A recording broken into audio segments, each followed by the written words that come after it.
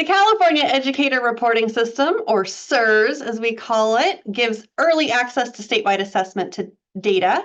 And today we're going to focus on how you can access your summative assessment data in CERS. This training is brought to you by the California Department of Education, and it's designed for all current and potential CERS users.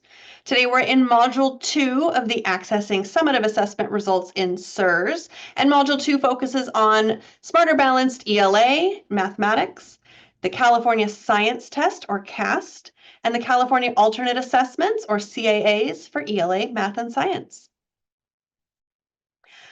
All right, let's do some introductions. I'm Nikki Antonovich. I work for the Sacramento County Office of Education. I will be your producer for today's training.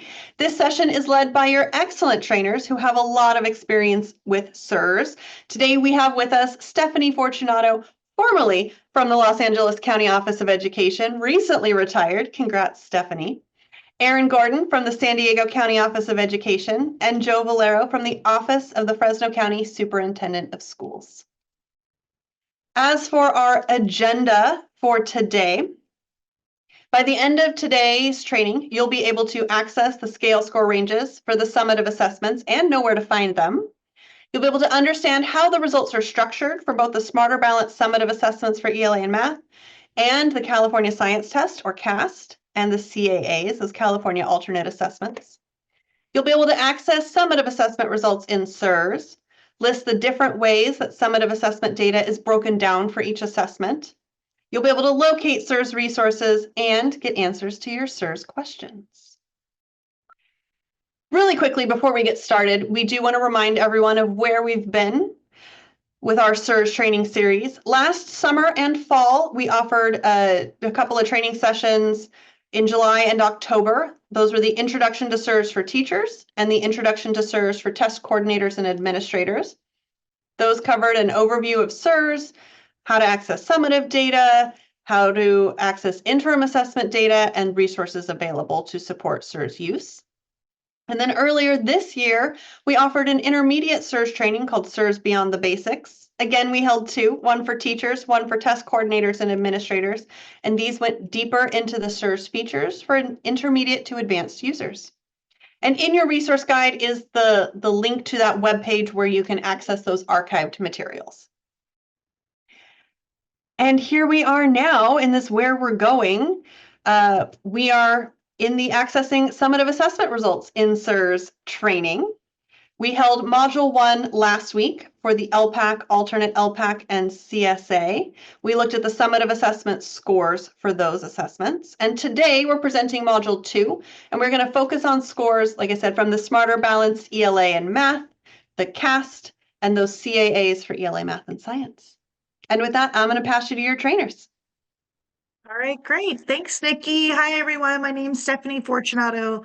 So happy to be joining you all this afternoon. So we know that you will probably want to take what you learned today and explore your 2024-25 results in CERS. So let's start off by talking about when the results will be available. Results from the 2024-25 Smarter Balanced Summative Assessments for ELA and Math and also the CAASPP are available now, right? They became available as of May 15th in CERS. So we're so excited to be able to access those results already. The results for the CAAs are expected to be available in CERS beginning in early September. Please note that the results for the CAAs will be available later than other assessments due to post-equating, which is the process of calculating scores once the year's testing is completed. The exact availability of results for each assessment depends on reaching certain testing volume thresholds. So over the coming months, the CDE will provide further details about the various availability dates. You will notice that the 2024-25 summative data loads into CERS much sooner than the public release of data on the test results for California Assessment's website, which happens in October. Now, CERS houses detailed and actionable data to help educators reflect on what went well and what changes can be made for improving teaching and learning in the classroom for the new school year. So how exciting is this month going to be? Well, teachers and other educators appreciate knowing how their students performed on summative assessments before going out for summer break, and many also wind up using that time to plan for the following school year. Imagine all educators having the ability to start planning much earlier than ever. CERS will be the place where data will populate as it becomes available after scoring. Now, we do want to give a quick reminder to any administrators who are with us today that teacher access to CERS requires both an appropriate role in the Test Operations Management System, or TOMS, as well as students being assigned to teachers through a process called rostering. Now, if you have additional questions on this process, we recommend the Managing Users and Student Group section of the Introduction to CERS micro-learning videos, which is linked in your resource guide. So let's go ahead. We'll get started with an overview of summative results. Before taking a deep dive into the CERS data, we'd like to provide an overview to ensure we all have the same language and understanding of the types of scores available and the reporting structure for each assessment that we're covering today. So let's begin with the summative English Language Arts Literacy, or ELA, and Math. The overall score for the summative ELA and Math includes an achievement level and scale score. There are 4 achievement levels. Level 4, standard exceeded. Level 3, standard met. Level 2 is standard nearly met. And level 1, standard not met. Now, you may be wondering about the updated achievement level descriptors. The changes that were approved by the State Board will apply to results in 2025-2026, but not to results in 24-25. So if you attend this webinar next year, you will see some updates for 2025-26, but again, no changes for 2024-25. The scale scores and achievement levels gives us a sense of a student's overall performance in ELA and mathematics. Scale score ranges for summative English Language Arts Literacy and mathematics are organized by grade and achievement level. You'll find a table with the ELA scale score ranges in your resource guide. Now, unlike raw scores that allow only comparisons between students using the same test form, scale scores provide a common reference statewide, making interpretation easier. Please note that the scale score ranges are not the same for each grade level.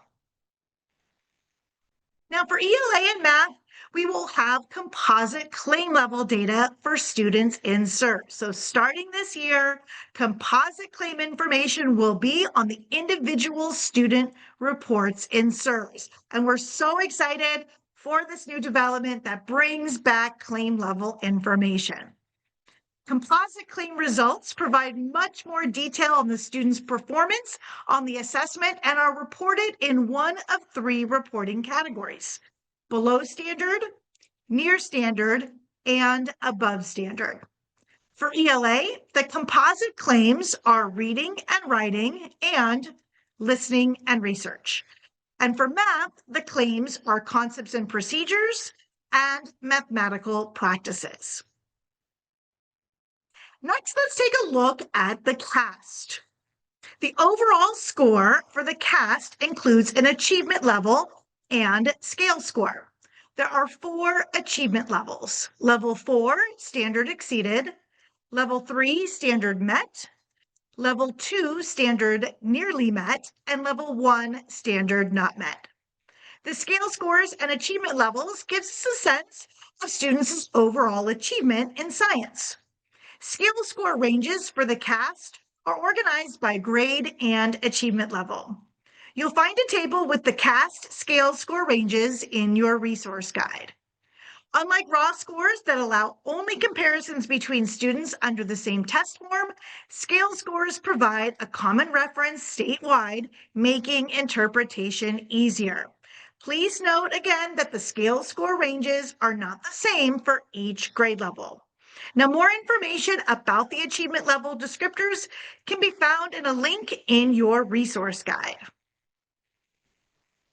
The California Science Test also includes domain level categories. And you'll see here that there are 3 science domains. We have Earth and Space Sciences, Life Sciences, and Physical Sciences. For scoring and reporting, each of the 3 science domains constitutes 1/3 of the test. Items written to assess performance expectations associated with engineering, technology, and application of science will be assigned to one of the 3 science domains, depending upon the context of their stimulus. California's environmental principles and concepts will also be used as context for items, as appropriate to the 3 science domains. There are 3 possible levels reported for the domains. You'll see that there's below standard, near standard, which includes slightly below, at, or slightly above the standard, and above standard. Now let's talk about the California Alternate Assessments, or the CAAs. The CAA results are used to determine how well students with the most significant cognitive disabilities are progressing toward proficiency in ELA, math, and science, and they assist local educational agencies, or LEAs, and schools to identify and address gaps in knowledge or skills early so students can receive the support they need. CAA results include an overall scale score and one of 3 general performance levels, with level 3 reflecting the highest level of performance. Level 3 is understanding, level 2, foundational understanding, and level 1, limited understanding. Now, for more information on the performance level descriptors, as well as grade and content-specific performance level descriptors, please find links to resources in your resource guide. And with that, I'm going to go ahead and pass it over to Joe. All right. Good afternoon, everybody. Thank you, Stephanie. My name is Joe Valero, and I'm from the Office of the Fresno County Superintendent of Schools, and I'm about to take us through a CERS overview. All right. So as we jump into our training content, we want to do a quick reminder that CERS is a one-stop shop for state assessment results that allows teachers and administrators to access detailed student performance information for Summative CAASPP, or the California Assessment of Student Performance and Progress, and ELPAC, as well as interim assessment data.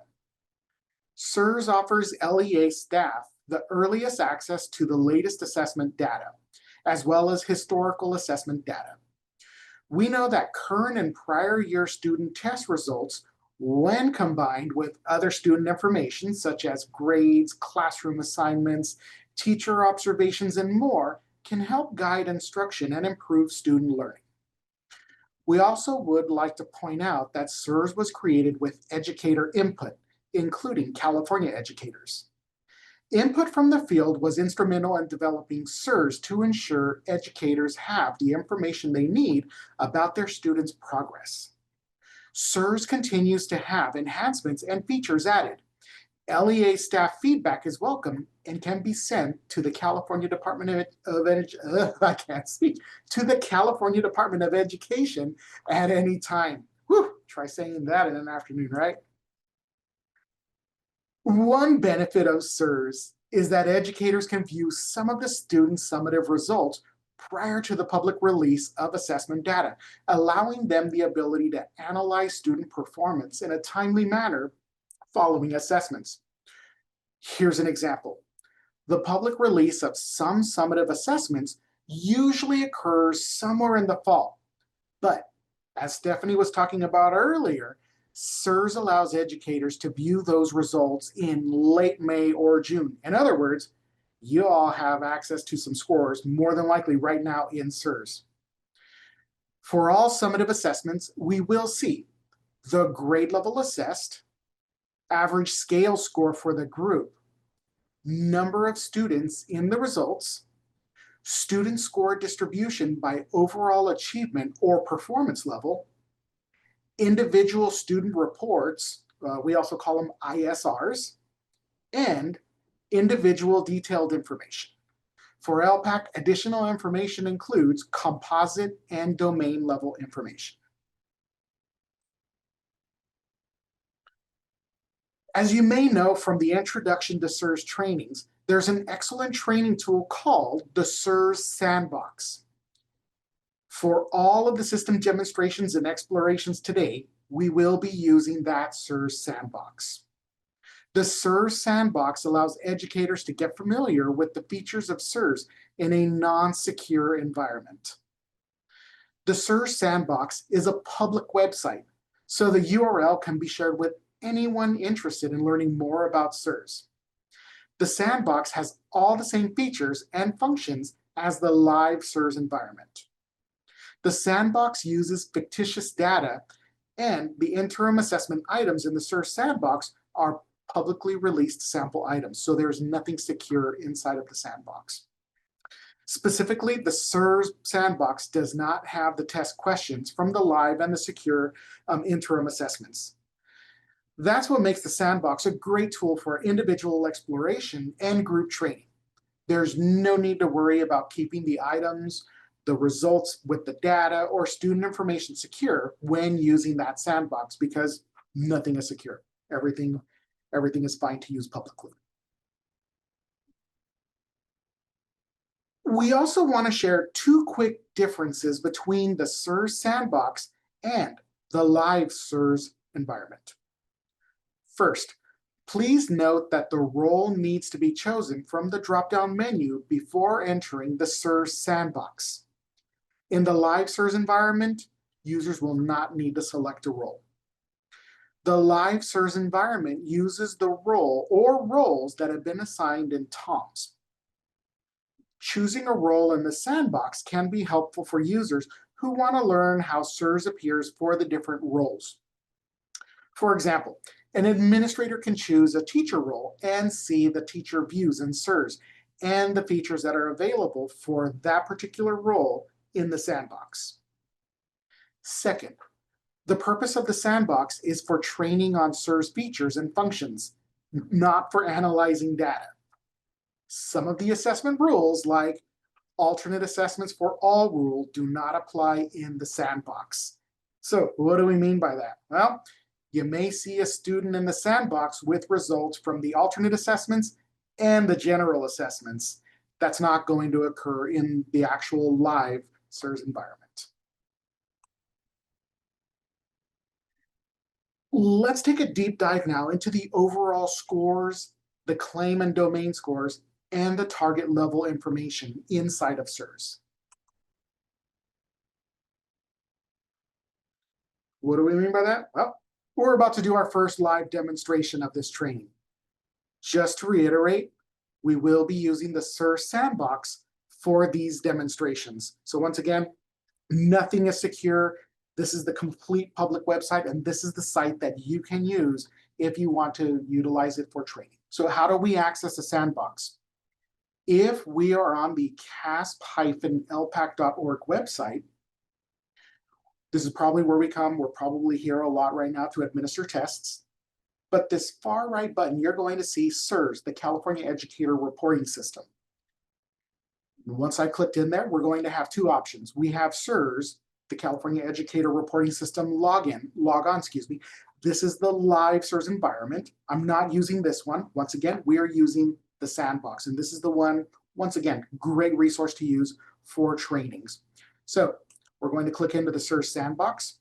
And the first feature we want to show, and we were talking about this a little earlier, was, and this is not what it's going to look like in the live environment, but I'm actually going to choose what it looks like through the view of a district administrator. So I'm going to choose district administrator on the dropdown. And here we go.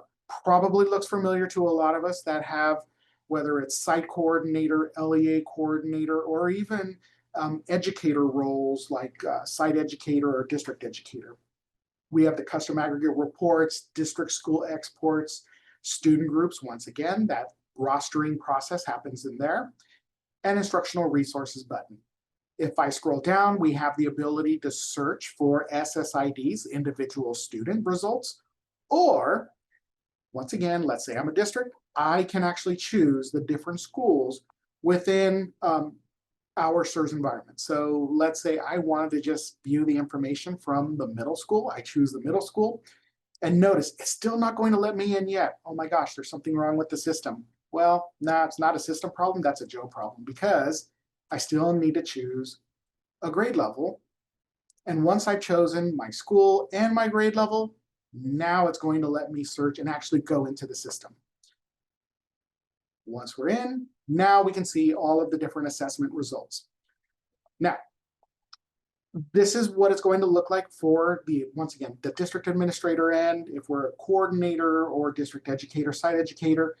I also want to go and see what does this look like on the teacher end. So I'm actually going to leave district administration, and let's change the view. Let's see what this looks like if I go in as a sample middle school teacher. And you probably saw the different options. You could go sample elementary, sample middle, sample high school, whatever melts your butter, whatever you want to go over and view this through. Now, when we log in as a teacher, we're going to see the groups that have been assigned to us.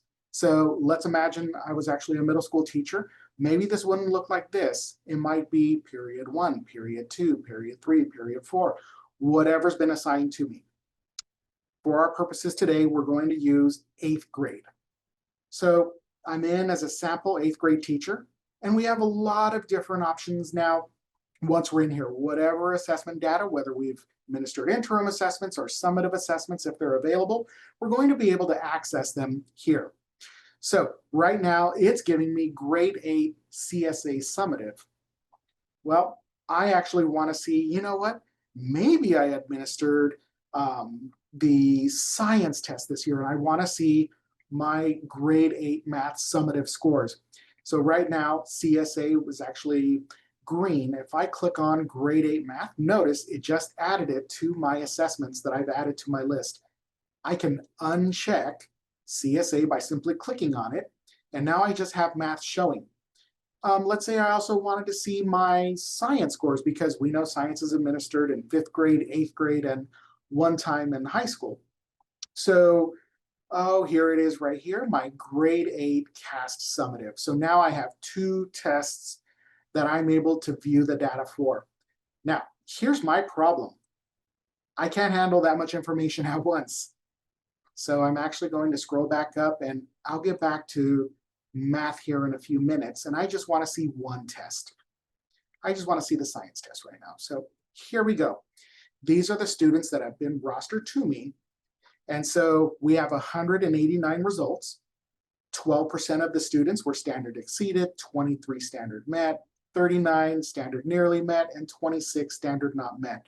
And our average scale score is 398. Sometimes people don't want to go over and view this through percentages, though. They want to know how many actual students are in these bands. So I can actually move my cursor to the top. Notice right now it's showing me percent. I can change that to number. So now I can see, oh, 23 students were standard exceeded, 43 standard met, so on and so forth. I'm going to change it back to percentage one more time. We can also change the view. Notice I'm seeing, well, this is just overall. We could get more granular with what we're seeing. So instead of overall, I can change this to domain. Notice as soon as I change domains, it changed my view on my screen. Now I see life sciences, percentage of students within the three different domains, life sciences, physical sciences, earth and space. Once again, I can come back to the top and actually change it. Number of students in each band. This is great, it's overall, but what if I wanted to know how the students were actually doing? Well, if I click show results, Now the actual students are showing up at the bottom. I can filter, or excuse me, I can sort scale score smallest or to my highest scale score. Maybe I don't want to view this through overall scores. What if I want to go back to my domains and see how are my students performing within the 3 domains on the science test? Notice it changed for each individual student. So now Timothy, once again, all fake students. How did the student perform within the 3 different domains on the science test? Now, here's another really cool feature too. We were talking about individual student reports earlier, individual score reports earlier. We could actually go over as well, and let me actually change this back to overall. I could have done it in that view as well, but let's say I want an individual student score report. So let's say I wanted one for Melvin. If I click on Melvin, and I have 2 options, Melvin's test history or print Melvin's summative report. Right now I'm on the science test, so if I click on, yeah, give me his report. As soon as I click on it, and I click refresh, it went from pending to now it's complete. My gosh, where's the report? Well, if I click on his name one more time, now that it's developed, now that it's been built, I'm going to download his report. And here is Melvin's individual student report, his ISR. It's going to give me where he landed overall and how he performed within the 3 domains. You can get these for each individual student inside of CERS. Now I'm going to go back to CERS again, and let me go back. So here we go. We're back in, we were originally looking at the science test. I'm going to go back. I'm going to open this back up because it gave me back my CSA. Let's say I wanted to view math scores. So here we go. We're going to go in. Here's grade 8 math. I scroll down. And once again, we see the achievement levels. We see the average scale score, number of students that took the test. And I can change this. We can see composite claims as well, concepts and procedures and mathematical practices. Just like Stephanie was talking about earlier, we can see this, and also for the individual students.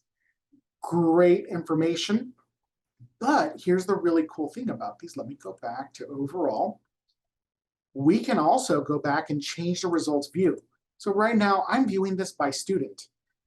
This right here is some really valuable information. On this dropdown, I can change the view from results by student to how did the students perform on the, or not, it's not the individual students, excuse me, for students of 30 or more, how did they perform within the different targets? So here we go, concepts and procedures. For target A, we knew that they were performing relative to standard math, it was near. Target B, near, target C, below, so on and so forth. You can get these target reports for both math and English language arts. Once again, it's a great way to look and reflect back and just say, ooh, you know what? I know this year we were really focusing on target D, and you know what? We're seeing a big difference. It's, you know, it's green, whatever we're seeing. Once again, this is a sandbox account, but you'll be able to go in, dig deep, and this is very granular data that we have access to. This is just for math summative. Maybe I wanted to look at that information for ELA summative. So let's see, we have all of our different tests up here. Here we go, grade 8 ELA summative. I'm gonna uncheck math just so we have, you know, not too much information on the screen. Here we go, once again, here's our overview. We went over that. Now let's go into target reports for English language arts. When you click on target reports for English language arts, here's your claim, reading, here are the individual targets, and then how we performed relative to standard math. Notice you're going to have different colors. You'll have the above, you'll have the near, you'll have below, I think, in our example. No, we don't have below. Let's imagine there was a below. You'd be able to go over and, once again, reflect on what did we focus on this previous year, and maybe it's even the forward-looking. What might we be able to focus on in the future based on these target reports? The other quick view we wanted to demonstrate was writing trait scores. That's another on the drop-down menu as well. You'll be able to see scores based on the different genres that are assigned for students. Great information. This all lives in CERS. And I bet when you log in, you're probably going to have a lot of access right now to what you see in here. So with that, I'm actually going to leave this and come back to the presentation. All right, so like I said, it's your turn now. You're going to have, wait, how much time do we really have? Nikki, how are we looking on time?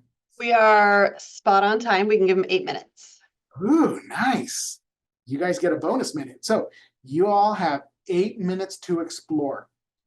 You'll need to access the sandbox using the role in the sandbox closest to your own role. In other words, what do we mean by that? If you're an administrator, you'll probably want a district administrator role or a site administrator role. If you're a teacher, you'll want to log in through the teacher role. The instructions and the link to the sandbox are in your resource guide. Consider completing one or all of the following tasks. It's completely your choice. Search CAASPP for science results by domain. Search ELA or math results by claim or target. Download an ISR report for one or more students. As you explore, please put your questions into the Q&A box, and we'll respond to as many as we can during the Q&A that will follow this exploration time. A couple of reminders. Remember that certain roles will not have access to certain features. The instructions for accessing the sandbox as a teacher and as an administrator are in your resource guide. This is a sandbox, which means the data will be different than when you log into the live CERS environment. And this data is fictitious and not meant for analysis. And most importantly, since you're using a sandbox, have fun and click away. You can't break anything. And I know a lot of you just said, challenge accepted. Trust me, you can't break it. So happy exploring. We'll see everybody back here in 8 minutes.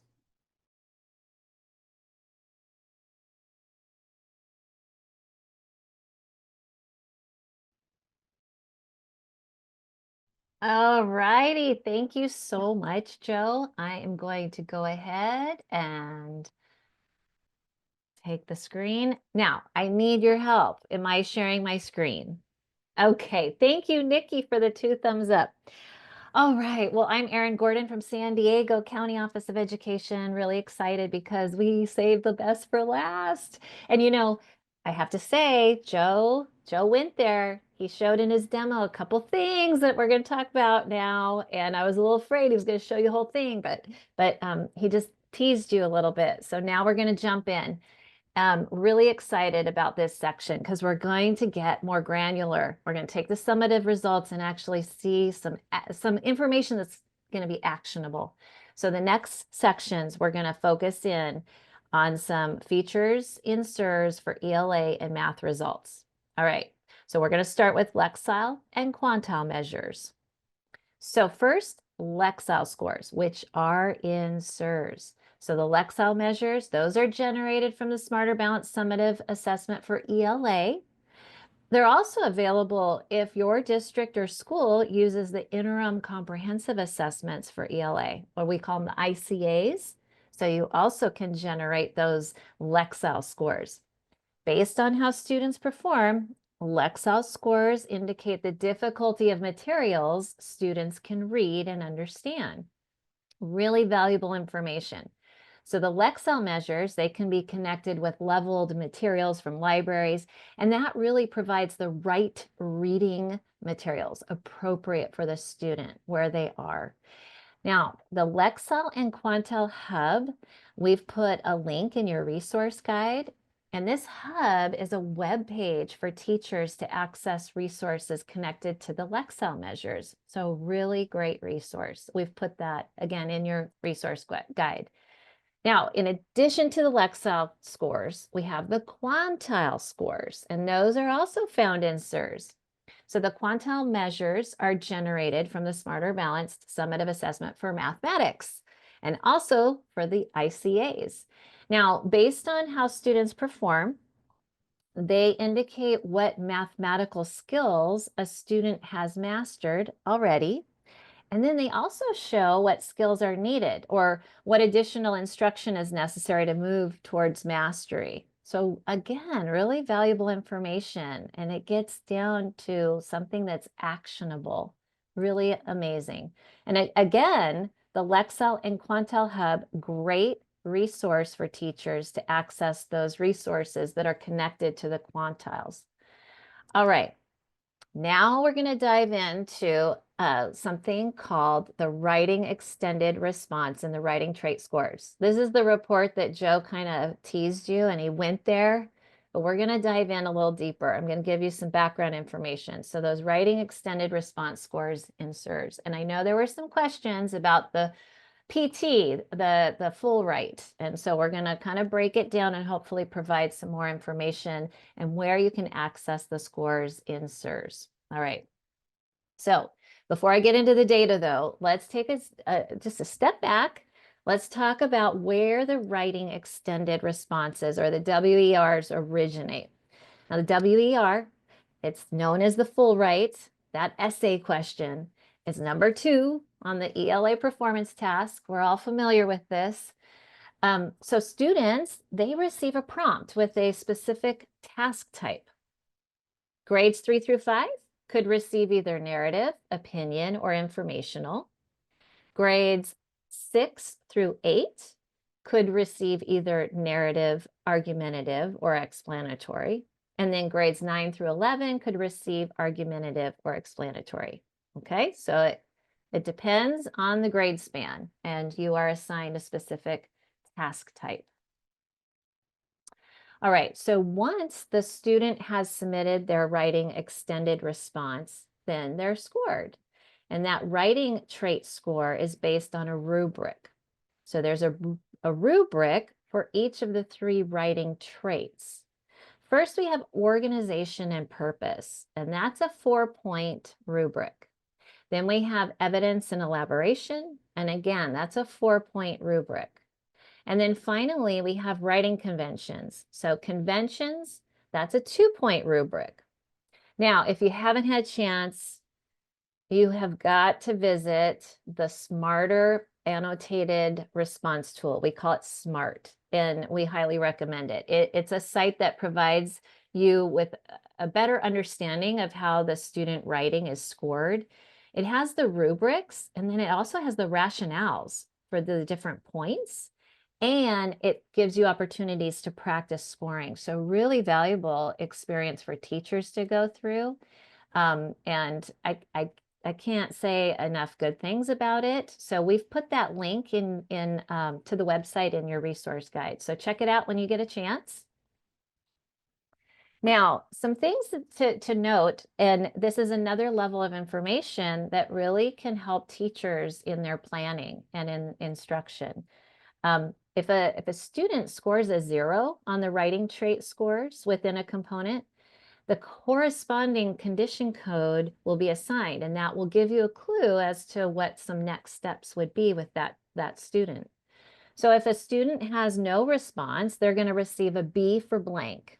If a student has not provided meaningful, like they haven't provided that meaningful response that we want, they're going to receive an I for insufficient. If a response is in a language other than English, they're going to receive an L. And if a student provides a response that is unrelated to the task, then they're going to receive a T for off topic. Finally, if they haven't clearly written to purpose that's designated in the task, then they're going to receive an M for off purpose. And there, we've put a link in the resource guide for more additional information on these codes. But this is one more piece of information that's really valuable that can help the teacher in terms of planning. All right, we are going to do our second demonstration, and I'm going to show you these things, and we'll tease them out a little bit more. So I'm going to use this sandbox, and remember, it's fictitious, non-secure. So I'm going to go ahead and pull it up. And okay, again, I need a 2 thumbs up if someone can let me know if I'm showing the CAASPP and ELPAC website.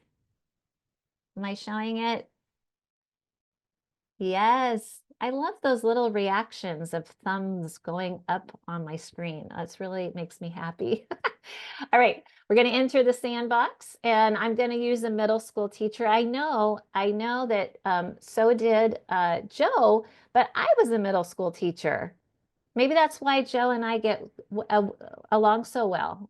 You know, it takes a very unique person that can teach middle school. Okay, so we're going in as a middle school teacher. I'm going to select 8th grade. And again, just like Joe did, we're going to go ahead. It automatically defaults to the most recent assessment. So CSA is showing, but we want to look at those quantile results. So we have to get into the math summative and in order to look at those. So we're going to select the grade math summative, deselect the CSA, and so we have just the math showing. Now, where to find the quantile results? We've got to go down to the student level. So we have our aggregate, our scores distribution up above, but we need to get to the student level. So the results by student table. So we're going to select the view, and when you expand the drop down, I think Joe did a great job showing this feature, but there are other displays. And so we have the target report, which Joe showed us, but I'm going to show you the quantile report. So we're going to select the quantile. And in our quantile report, in this view, in our student results table, all of the columns are sortable, and I have my quantile measure as well as my quantile range. And within the system, I can actually sort, and as a teacher, I can look at all my students and group them and look at who scored in specific ranges. So I can sort by clicking on the column header, and that will sort all of my quantile measures. If I want to reverse the sort, I click the column header again, and it's really easy. So great for analyzing these quantile measures. The other thing that I want to point out is this information icon, because if I'm in there, or if a teacher is not familiar with what a quantile measure is, I can click the information icon and it gives me a lot more detail. It gives me the definition and describes what a quantile measure is. So that's really handy to have there, especially because we look at these results, you know, once a year maybe, or a couple times a year.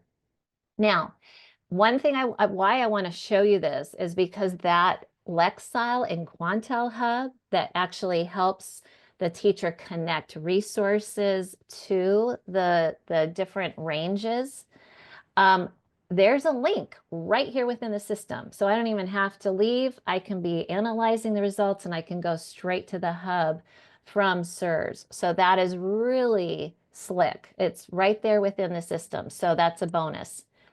The other thing you can do is export the results. So you simply click this export built button, and I have just exported my results in a spreadsheet. It's a CSV file, and I can download it into a spreadsheet, and basically I can look at this, analyze it. If I'm into Excel, I can do a pivot table, or I can add additional information, maybe from my grade book or from local assessments that I've done with my students, and I can use this. So I wanted to point out that you can always export the data at the teacher level, the site level, the district level. So it becomes really handy, especially if you have other information. We want to look at multiple measures when we're actually diving in and analyzing results for students. Okay, we are not going to save that. And okay, so so that was the quantile measures. And now we are going to show those writing trait scores that Joe, he almost stole my thunder because he was going there. I saw him do it. I know he was tempted. So we're going to go ahead and jump into the grade 8 ELA summative, and we're going to deselect the math.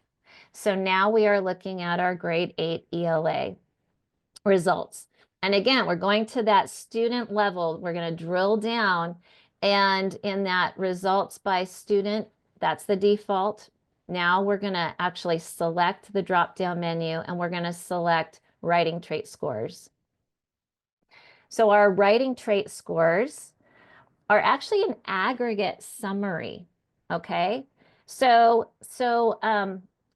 it's really helpful because it's going to give some insight into how this group of students did on the writing portion of the performance task.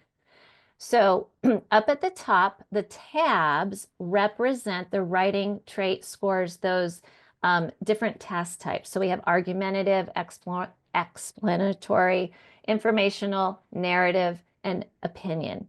Okay. Now, remember, this is a sandbox and we are looking at 8th grade.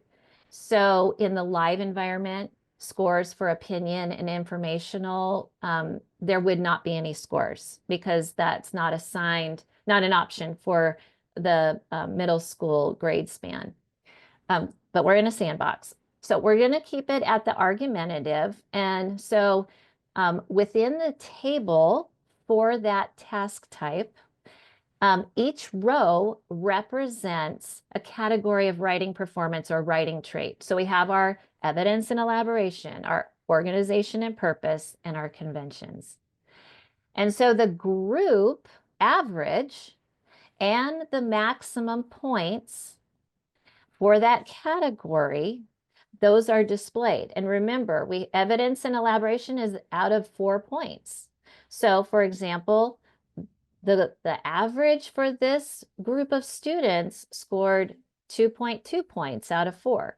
So that's really valuable for me. As a teacher, I can look at this, and if I have some bright spots and maybe really strong in one category, but maybe there's an opportunity for improvement in another category, it really gives me some actionable feedback where I can really I can really do some planning here and focus in on that particular category. It might be writing conventions or maybe organization and purpose. So anyway, and then the other columns actually provide the percentage of students who earned each number of points for that category. So then it further gives me even more of a breakdown. So this can be really helpful for planning purposes for a teacher. All right, again, you can export the results. And then I'm going to show you one last thing before I let you play in the system. And I know that Joe already showed you an ISR, but I want to show you one for ELA and show you the writing trait scores and specifically those condition codes, because this is where it's going to be very valuable. I'm going to go ahead and select Alyssa, and I'm going to go to the little snowman. It's the context menu, 3 little dots next to her name. And I'm going to print Alyssa's summative report. This is going to give me a synopsis of what the report is going to include. It's for this year. It's the summative is the assessment type and ELA is the subject, and I'm going to create my report. It's going to take me to my reports, and the status is pending because it's going to take a few seconds, maybe a few minutes to render. And once it's completed, I will go to the little snowman, 3 little dots, and download the report, and it will give me a PDF, and I'm going to go ahead and I'm going to expand it or zoom it out. One of the things that's really helpful is the ISRs are highlighted in blue for any summative assessments, and you'll see the light green for the interim, so that at a glance you can see what the report, what assessment type is displayed on the report. The first part of this, and this is ELA, Smarter Balanced English Language Arts, and it's the summative assessment. So it gives us Alyssa's information, her SSID, her school district, overall achievement. What's really valuable, I want to point out, this data display, this colorful chart, it shows where that scale score is in relation to the other achievement levels, which is really helpful in having a conversation. If you just share, oh, this is your scale score, it doesn't mean much unless you have the context. This data display really shows you the context, and it's a great talking point when you're discussing with parents or the student where the performance is in relation to other achievement levels. So we also have our composite, but this is really where I want to show you and hover. The writing trait scores are on page 2. So I intentionally selected Alyssa because she got a 0. She got a 0 on the performance task, on those scores, on each category. So evidence elaboration, so each of those organization purpose and conventions, she had a 0. But there is a condition code. So it actually gives me insight into why she got a 0. And the I, she received an I, which means insufficient. So, so that's going to give me some insight in how to approach this and really help Alyssa develop her writing now that I know why she received the 0. So again, this is really powerful information, and it gets more granular. And again, I think the writing trait scores are really a feature that gives us that actionable information. Okay, I have been talking so much, and now I think it is your turn. Let me know, am I now sharing the PowerPoint? Sure. Yes, I am. Okay, so Nikki, how many minutes do we have to give them? We have 7. Yay. Okay, it is your turn. You're going to have 7 minutes. You're going to access the sandbox. We ask that you use the role, just like you did before, in the sandbox that's closest to your own role. There's instructions and a link to the sandbox in your resource guide. And you're going to either check out those Lexile quantile reports, access the writing trait scores, check out an ISR and look at those condition codes. As you explore, put your questions in the Q&A. You know the drill. And remember, it's a sandbox. We're not going to break anything, and we want you to have fun. So we'll be back at 4:42.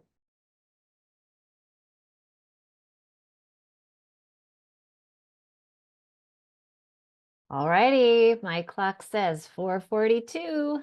That means we're ready to come on back. I hope you had some fun exploring. I know it seemed really short, but anyway, I'm hoping that you got to poke around in CERS.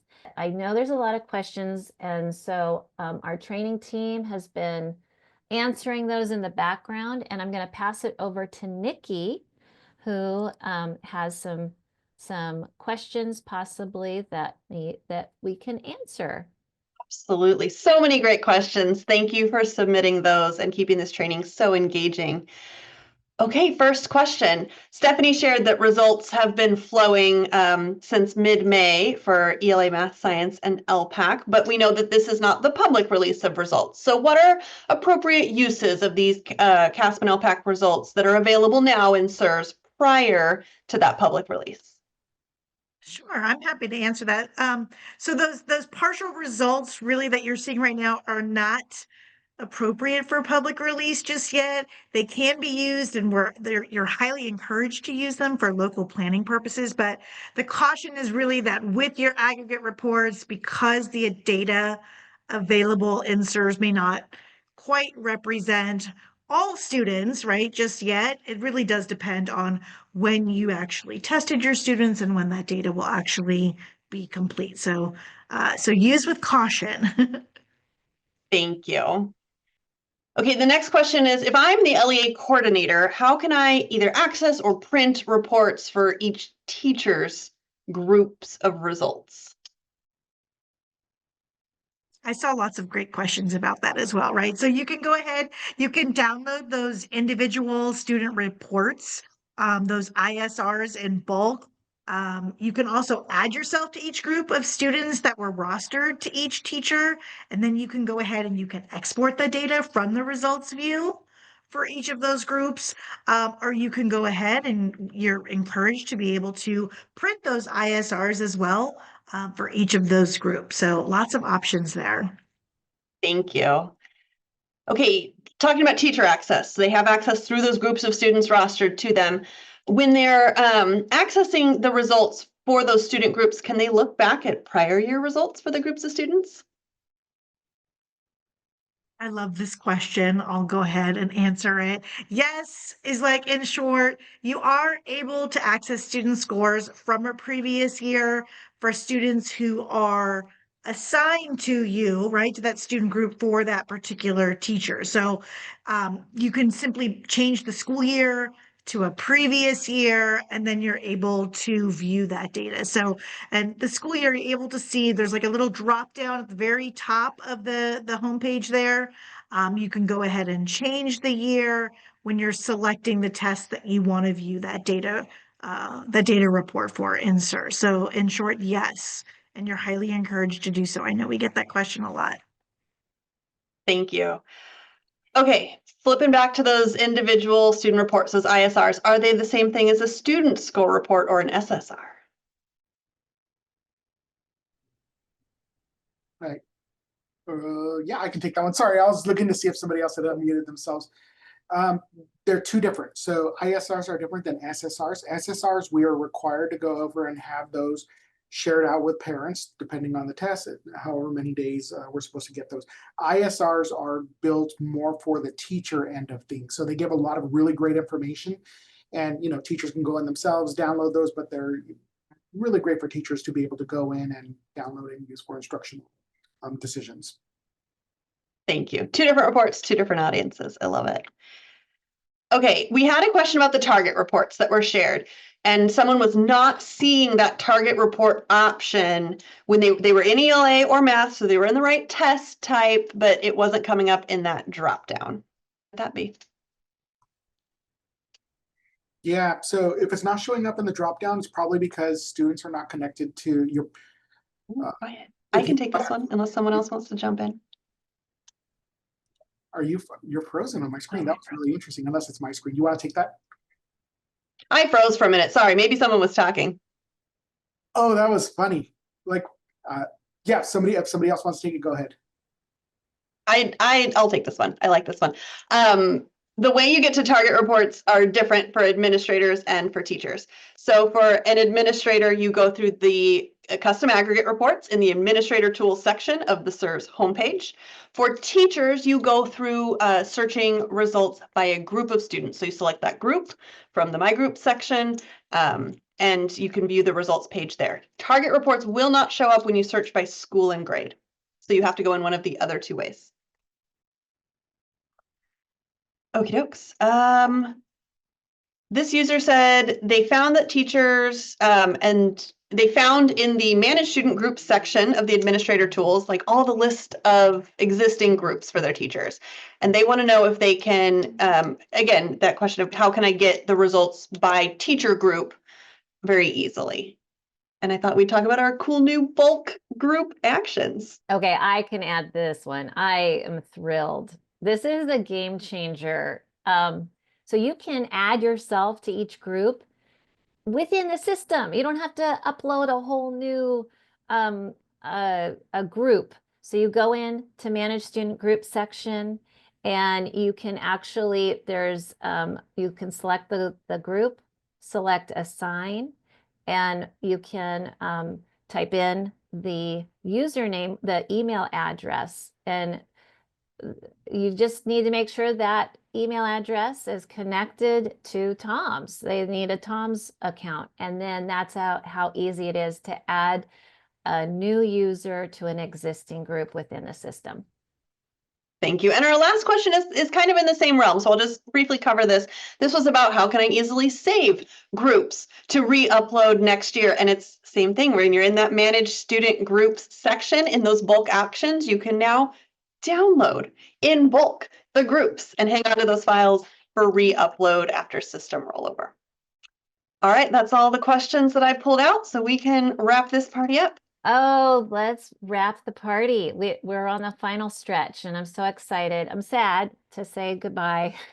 But first, before we do, we want to share some CERS resources, and these are linked in your resource guide. First, there's the CERS user guide that explains the features and functions of CERS. And then we have a companion guide, the CERS interpretive guide, that's designed to help interpret the reports. Next, the CERS sandbox, which we've been playing in today and exploring, and it's a great tool, great resource. Then we have the quick reference guides, which provide those step-by-step instructions. So an example, we have how to view individual student results or how to view writing trait scores. And then there is also an understanding the California Educator Reporting System video. We also have the Introduction to CERS trainings that were recorded as a series of micro-learning videos. Oh my gosh, these are great because you have flexibility. You can watch the entire training all the way through, or you can just view specific topics like managing or rostering. You can look at just and view that video. So really a great addition. And then lastly, the CERS resource webpage that has more detailed information and additional resources. And there's one last reminder or that we want to discuss is that the registration just opened for the 2025-26 Introduction to CERS trainings. And there's two different trainings. There's one, the Introduction to CERS for teachers, and then there's the Introduction to CERS for test coordinators and administrators. So these are trainings that are the same as the sessions from last year. The sessions for both will be available in the summer and fall, and the dates and times for the sessions and the links to register are all in your resource guide. So we ask, so if you attended last year, we would love for you to pass this information along to others at your site or your district. Help us spread the word because it's a great foundation to learn and become aware and understand CERS. Now, with that, we have come to the end of our training. We hope you found some useful information on how to use CERS and those reports. And with that, on behalf of the CDE, the Sacramento County Office of Education, and your training team, thank you for spending time with us today. Take care, everyone.